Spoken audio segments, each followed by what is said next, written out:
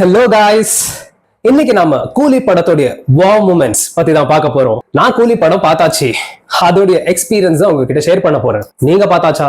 பார்க்கலன்னா முதல்ல போய் பாருங்க. ஏன்னா படமே வாவா தான் இருக்கு. படம் ஸ்டார்ட் ஆகுது. ரஜினி சாரோட இன்ட்ரோ, ஓ மை காட், சொல்லணுமா? தியேட்டரே அதிருது. அவருடைய அந்த சிம்பிளிசிட்டியே அவ்வளவு பவர்ஃபுல்லா இருக்கு. அண்ட் அவருடைய ஆரா அன்எக்ஸ்பிளைனபிள். ஓப்பனிங்கே ஒரு சாங்கோட, அதுலயும் ஒரு மாசான டைலாக் எனக்கு ரொம்ப பிடிச்ச ஒரு டைலாகா இருந்துச்சு.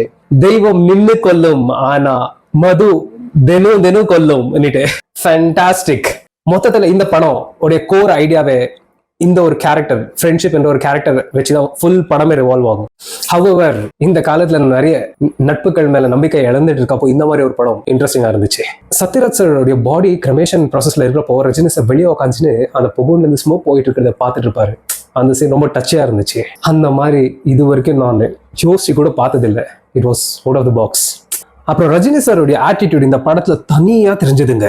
இதை சொல்ல மறந்துட்டேன். இந்த ஃபைட் சீன்ல வில்லனுக்கு ஃபுல் டார்ச்சர் கொடுத்ததுக்கு அப்புறம் அவரை பிரீத் இன் பிரீத் அவுட், பிரீத் இன் பிரீத் அவுட்னா அது செம்ம ஃபன்னா இருந்துச்சுங்க. அடுத்துங்க மோனிகா சாங்கு, பூஜா ஹெகடே. நான் அவங்கள பார்த்தேன்னு நீங்க நினைப்பீங்க, ஆனா நான் பாட்டை தான் பார்த்தேன். ஆனா அவங்க தான் பாட்டுல இருந்தாங்க. ஷோபினுடைய பெர்ஃபார்மன்ஸ், அந்த டான்ஸ் சூப்பர். இருக்கிற எல்லா கேரக்டருமே அவ்வளவு வெயிட்டா இருக்குங்க படத்துல. ஃபர்ஸ்ட் அவர் வில்லனை காமிப்பாங்க, அப்புறம் பார்த்தா வில்லனுக்கே வில்லனா இருக்காரு அவரு. Overall excellent story line guys. வில்லன் யாருன்னு கேட்டீங்கன்னா நாகார்ஜுனா சார் தான். அவருடைய பெர்ஃபார்மன்ஸ் ஆகட்டும், acting, my god, he was so natural ன்னு சொல்லணுங்க. ஃபர்ஸ்ட் ஆஃப் ஆல் இந்த படத்துல நிறைய கேஸ்ட் எனக்கு ரொம்ப க்ளோஸ் டு மை ஹார்ட் இருக்காங்க. அந்த விதத்துல yes, Nagarjuna sir is also my favourite.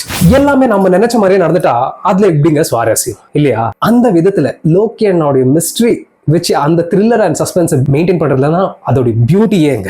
சரக்கு அவ்வளவு ஸ்டைலா அடிக்கிறத நான் பார்த்ததே கிடையாதுங்க.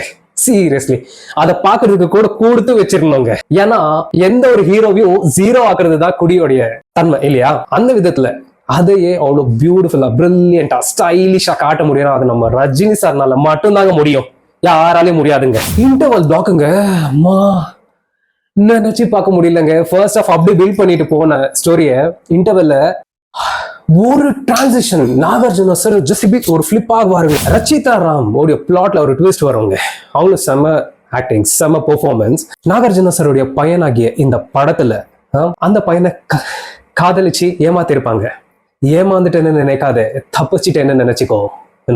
ரொம்ப ரொம்ப நல்லா இருந்துச்சு அந்த மெசேஜ். அது கலீஷா என்னிட்டு கூப்பிடுவாரு. அப்போதான் உபேந்திரா சாரோடைய என்ட்ரி. கண்ணா அசைவு இருக்குல்லங்க, அவரோட சிக்னேச்சர் மூவுங்க. அது அவ்வளவு பியூட்டிஃபுல்லா இருக்கும் அந்த சீன்ஸ் எல்லாம்.